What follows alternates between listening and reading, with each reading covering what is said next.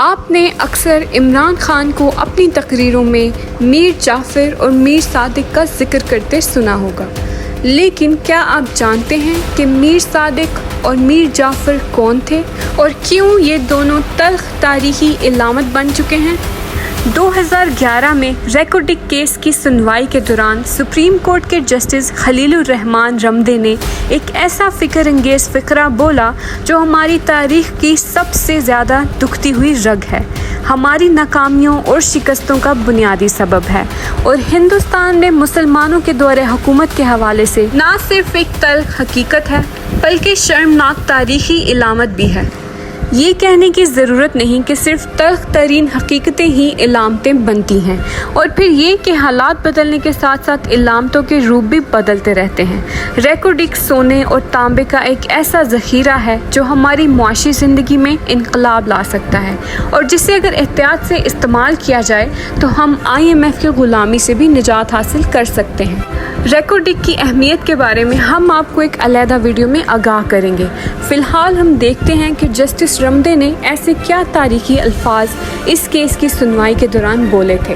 2011 میں supreme court کے ججوں نے جب محسوس کیا کہ ریکورڈک کے حوالے سے غیر ملکی کمپنی کے ساتھ معاہدے میں صوبے کے مفادات کا خیال نہیں رکھا گیا، تو جسٹس رمدے صاحب نے اپنے اندرونی دکھ کے اظہار کے لیے تاریخی علامت کا سہارا لیا اور کہا کہ ہم غیروں کے مارنے سے نہیں مرتے بلکہ اپنے ہی میر صادقوں اور میر جعفروں سے مارے جاتے ہیں۔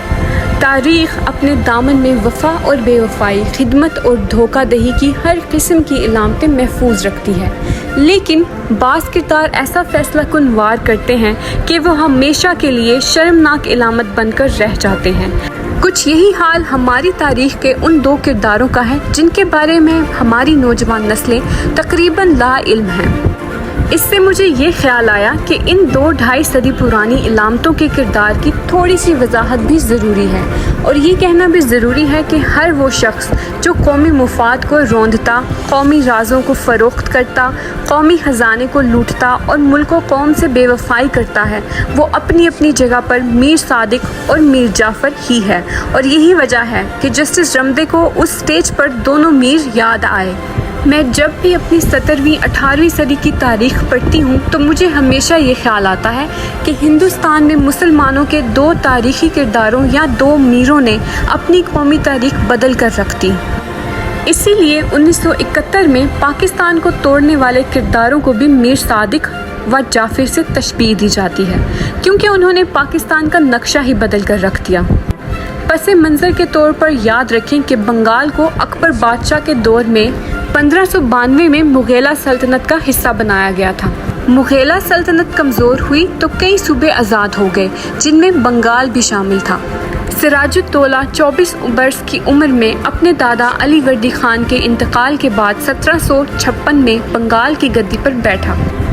اس دور میں انگریز اپنا اثر و رسوخ بڑھا رہے تھے اور تجارت کی آڑ میں ایسٹ انڈیا کمپنی مسلمانوں کے اقتدار میں نقب لگانے میں مصروف تھی۔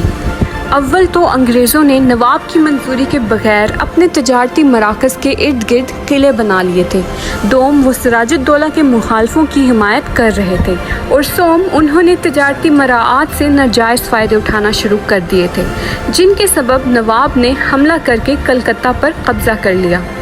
انگریزوں نے حملہ کر کے کلکتہ تو واپس لے لیا اور نواب سراج الدولہ سے معاہدہ بھی کر لیا، لیکن اس کے ساتھ ہی انگریزوں نے سراج الدولہ سے نجات حاصل کرنے کا بھی فیصلہ کر لیا۔ اس قسم کے فیصلوں کو عملی جامہ پہنانے کے لیے انگریز ہمیشہ سازش کا سہارا لیتے تھے اور دشمن کے اہم کارندوں کو رشوت یا اقتدار کا لالچ دے کر خرید لیتے تھے۔ نواب سراج الدولہ کا سب سے بڑا قابل اعتماد میر جعفر تھا، جو اس کی فوج کا کمانڈر ان چیف بھی تھا۔ انگریزوں نے اس سے ساز باز کر کے سازش کا جال پھیلا دیا اور اسے بنگال کی حکمرانی دینے کا وعدہ کر کے خفیہ معاہدہ کر لیا۔ طے شدہ حکمت عملی کے تحت جنگ پلاسی ہوئی۔ انگریزوں کی فوج 3000 پر مشتمل تھی، جبکہ سراج الدولہ کے پاس 50,000 کی فوج تھی۔ پلاسی کی اس جنگ کے دوران میر جعفر نے سراج الدولہ کو دغا دیا اور فوج لے کر نواب سے علیحدہ ہو گیا۔ نتیجے کے طور پر نواب سراج الدولہ کو شکست ہوئی اور وہ جان بچا کر بھاگ نکلا۔ میر جعفر کے بیٹے میرا نے تعاقب کر کے سراج الدولہ کو قتل کر دیا۔ یوں سراج الدولہ کی جگہ میر جعفر بنگال کا حاکم بن گیا، لیکن عملی طور پر اسے ایسٹ انڈیا کمپنی کے ساتھ معاہدے میں بری طرح جکڑ دیا گیا اور انگریز غالب آ چکے تھے۔ مختصر یہ کہ جنگ پلاسی کے بعد عملاً بنگال کے علاقے میں مسلمانوں کے عروج و اقتدار کا سورج غروب ہو گیا تھا۔ اس حوالے سے دوسرا تاریخی کردار جو ایک ملامتی علامت بن چکا ہے وہ ہے میر صادق، جو ٹیپو سلطان کی مجلس کا صدر اعظم تھا۔ آپ جانتے ہیں کہ ٹیپو سلطان نہ ہی صرف بہادر، عبادت گزار اور اعلیٰ درجے کا منتظم تھا، بلکہ ہندوستان میں مسلمانوں کے اقتدار کی آخری نشانی اور روشن چراغ سمجھا جاتا تھا۔ کیونکہ مغل حکمران جنگ باکسر میں شکست کے بعد انگریزوں کے ہاتھوں میں محض کٹ پتلی بن چکے تھے، ٹیپو کو فرانسیسیوں کی حمایت حاصل تھی۔ وہ انگریزوں کے راستے میں سب سے بڑی رکاوٹ تھا۔ مکمل جنگی تیاریوں اور سازشوں کا جال پھیلانے کے بعد انگریزوں نے جنرل ہیرس کی سربراہی میں میسور پر حملہ کر دیا۔ جنرل ہیرس نے پہلے میسور اور پھر بنگلور پر قبضہ کر لیا۔ اس کی فوج میں 60,000 بیل اور بہت سے ہاتھی تھے۔ ٹیپو سلطان کو صلح کے لیے شرمناک شرائط پیش کی گئیں جو اس نے مسترد کر دیں۔ اپریل کے آخر میں سرنگا پٹم کے قلعے کے باہر انگریزوں نے توپیں نصب کر دی اور گولہ باری شروع کر دی۔ 3 مئی کو قلعے کی فصیل میں چھوٹا سا شگاف پڑ گیا۔ 4 مئی کو میر صادق کے مشورے پر انگریزوں نے حملہ کیا اور میر صادق نے تنخواہیں دینے کے بہانے ان سپاہیوں کو بلا لیا جو فصیل کے اس شگاف کی حفاظت پر مامور تھے۔ چنانچہ انگریز فوج قلعے میں داخل ہو گئی۔ جب ٹیپو سلطان کو خبر ملی تو وہ بکھری ہوئی فوج کو اکٹھا کرنے کے لیے کوششیں کرنے لگے۔ جب سپاہی اپنی قوت کھو بیٹھے تو ٹیپو سلطان گھوڑے پر سوار ہو کر قلعے کے ایک دروازے کی طرف بڑھے۔ میر صادق نے وہ دروازہ بند کروا دیا تھا تاکہ ٹیپو سلطان باہر نہ جا سکیں۔ ٹیپو سلطان کے وفاداروں نے میر صادق کی غداری کو بھانپتے ہوئے اسے قتل کر دیا اور ٹیپو سلطان انگریزوں کے خلاف لڑتے لڑتے شہید ہو گئے۔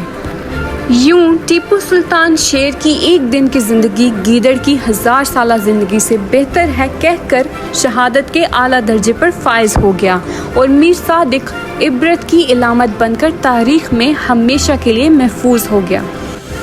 زمانہ بدل چکا، اب نہ وہ فوجیں رہیں نہ ہی حکمران۔